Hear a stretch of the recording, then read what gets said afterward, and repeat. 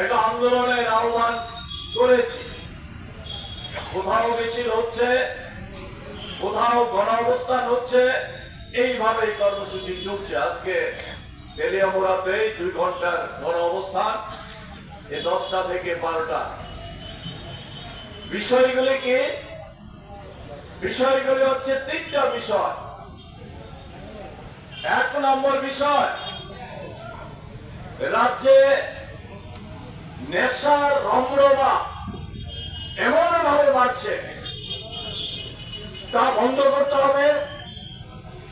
2 নম্বর হচ্ছে নারী নির্যাতন, শিশু থেকে বৃদ্ধ বয়সের মা বোনরাও নির্যাতিত হচ্ছে, তার বিরুদ্ধে।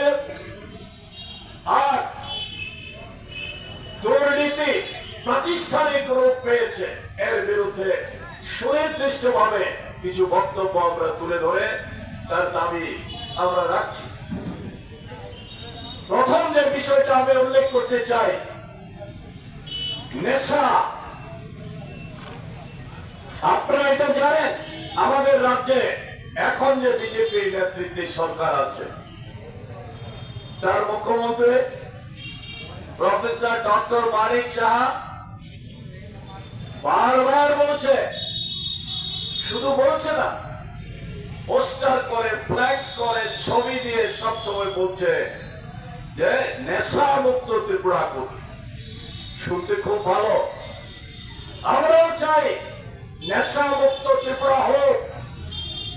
এই নেশার কবল থেকে